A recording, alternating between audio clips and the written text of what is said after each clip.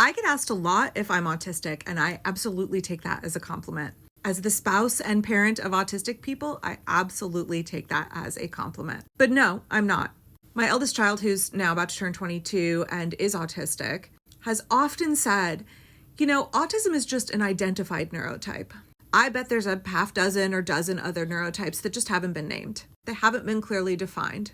That we have decided to create this weird delineation of here's these couple of, neurodivergent neurotypes and everything else over here is neurotypical, but that this huge range over here probably currently encompasses some other neurotypes that we just haven't bothered to define. And folks over here get called odd ducks or eccentric. If we know that they somehow don't really conform to what we think of as neurotypical, but they don't fit any of the labels over here in these established, neurodivergent neurotypes. And Ruth is always telling me that I am one of those unidentified neurotypes. Right, human beings decided where the lines are, where the parameters are. And as much as autism is a spectrum and, gender and sexuality are a spectrum with a huge and much more diverse range, right? Like how light is far more than just the visible spectrum. Just because we can't see it or we have chosen not to give it a label doesn't mean it doesn't exist. And I definitely identify with that because there are lots of ways that I struggle very much with social conventions. My brain, I know, works differently than a lot of people who are considered neurotypical, but I'm definitely not autistic. Which my autistic husband of 23 years can tell you causes some butting of heads between the two of us. My eccentricities or characteristics of whatever undefined neurotype I have tend to grate on his and vice versa, which makes it challenging at times. But anyway, getting to the point I want to make here, the other day I saw a video, and I can't find it now, where a woman was saying that knitting is the ultimate Stim. Hey, autistic people, ADHD folks, if you really need to Stim, consider something besides a fidget spinner. Consider what your grandma or your great-grandma did to Stim that was productive. Knitting, and likewise spinning with a drop spindle, I would add that, and I'm sure crocheters would add that as well. So one of the ways that I'm kind of an eccentric person is that I need to multitask all the time. Now, some people could say that's a trauma response. I think it's part of my inherent personality. I don't do well when I am asked to sit and focus on one thing. I can't really sit down and watch a movie. And I struggled in school, sitting behind a desk, being asked to just be very still and focus on one thing at a time. My mind would wander. I would get bored very quickly. And I have to say that my mom and my grandma were very much the same. They needed to be puttering. They needed to be doing more than one thing at once. They didn't do well sitting idle.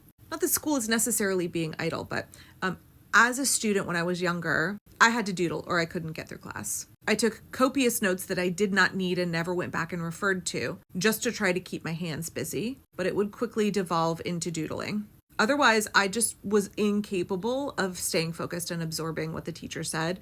I needed to be doing multiple things at once, and I focus better if my hands are engaged in something. But when I was 18 and a freshman in college, my dear friend Kathy taught me how to knit, and she changed the course of my life. I do not say that flippantly. I knitted in lectures, and there's nothing more humiliating than when you are in the back of a lecture hall with a concrete floor and you drop your double-pointed needle and it bounces all the way down to the front and the professor picks it up. That happened to me in a biology lecture.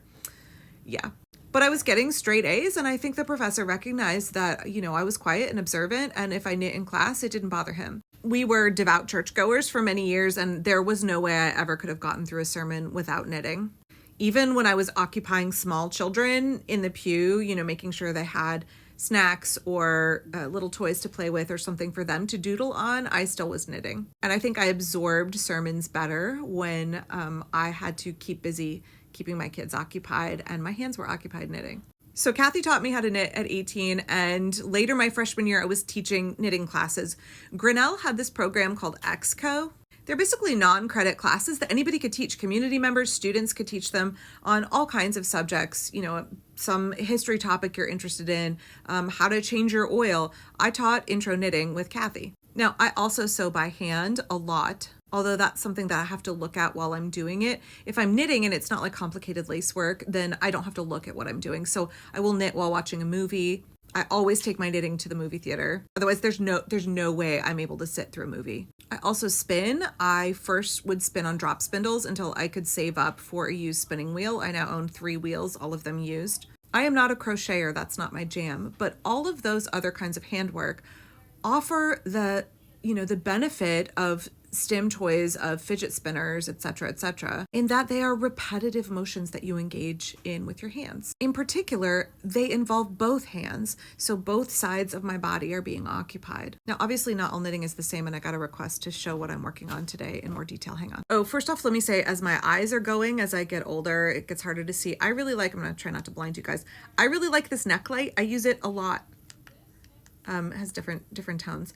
This was a great gift. I got this last year for Christmas. I really like it for hand sewing and for knitting. I do have to take my glasses off to do close-up hand sewing now, but the light really helps me do very fine handwork much better. Great. It was like $11.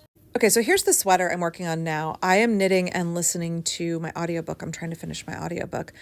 I obviously have to look at what I'm doing a little bit with this because it is a patterned stitch, right? So there's the bottom ribbing of the sweater. These are two different colors of green. This is 100% wool.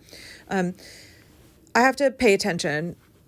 This is on number 4s with fingering weight yarn. I am currently doing the front of the cardigan, the front right shoulder. So this is going to be the back. I'll have to knit it separately. And then this will be the left shoulder. So it will ultimately, hang on a second.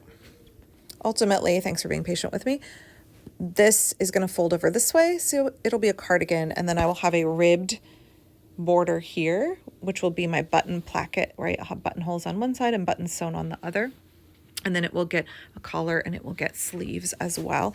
This is a sweater for me. I rarely knit for me. I mostly knit for other people, but occasionally I will make something for myself. But this, you can see the repetitive motion that's required to do the same pattern stitch endlessly over and over and over and over. So until I saw that video the other day, I did not actually think of knitting as a stim. Like, that did not occur to me that it basically is a stim, but they are absolutely right. And spinning is as well. And if I'm really stressed and anxious, I have a jack loom upstairs, weaving is, and I also have an inkle loom. And I do a lot of tablet weaving. It's actually not my inkle loom, it's actually my daughter's, but I often borrow it from her. So it gets me thinking, these activities that are often considered, very gendered, very much like women's work, women's crafts, although they shouldn't be, because in a lot of cultures, hand spinning is done by men, is done by shepherds. There's no reason folks of any gender can't access handwork, but they are traditionally thought of as kind of like women's hobbies and crafts, right? And I just think what productivity that women have had, that our foremothers have had, to take their back then undefined neurotypes, their need to stim, and to turn it not only into something productive, but something beautiful. A really good outlet for their need to stim and for their creativity that keeps themselves and their loved ones clothed warm,